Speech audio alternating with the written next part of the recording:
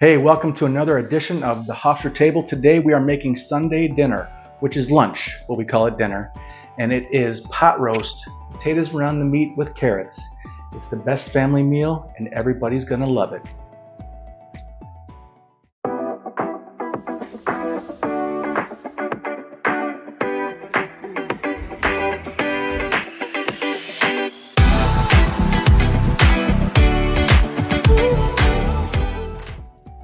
Okay, for the first step in this process, we're going to do is sear the pot roast in a pan. Well, first we're going to season it with a little bit of garlic pepper. It's my favorite spice, right? A healthy dose of that. Get it really covered. Both sides, rub it in a little bit. Yeah. And then simply just throw it in the pan, a little bit of olive oil. Right, turn the heat up a little bit, and we're going to sear it. Listen for the sizzle of a happy pot.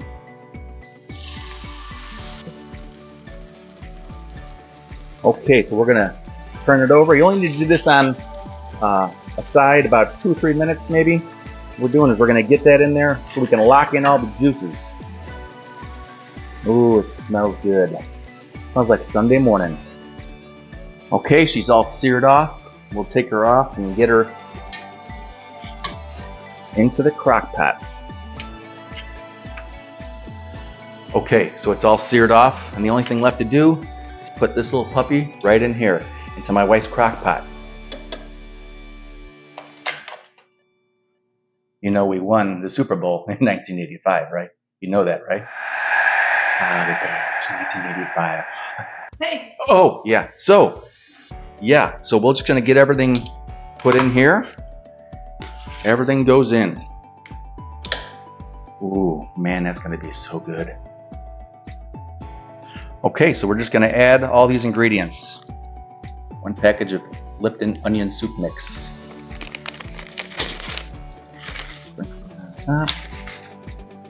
Throw the onions in.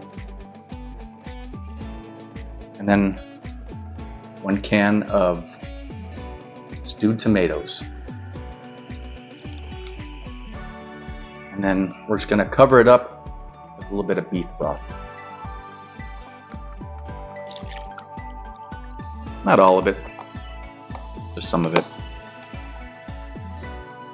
All right, once we got everything in the crock pot, we'll cook that on high for about 2 hours on high, and then 4 hours on low. And about 2 hours left, we're going to throw some potatoes and carrots in there with the meat, and then we're going to cook that until it's fork tender. It's going to be so good, and it smells so delicious. I can't wait. Okay, it's been about 3 hours or so on high.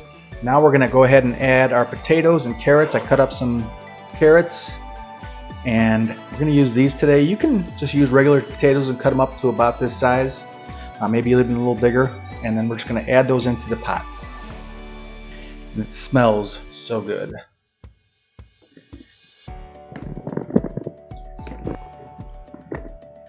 Yeah. Get everybody.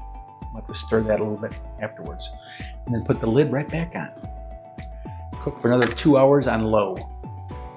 So we got about an hour left on the pot roast. It's in the crock pot. Took some juices out, probably about 3 cups of the juices out, and then we're going to make some gravy. So we can do that.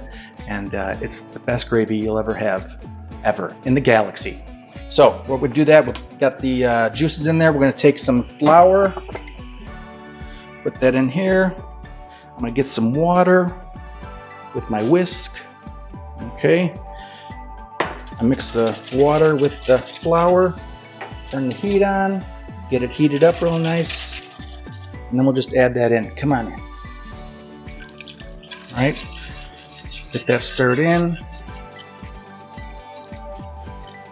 So about 2 cups of water and about probably 4 tablespoons of flour. Start mixing that constantly. Keep that over to put the whisk in. Then we're going to add about a tablespoon of beef base.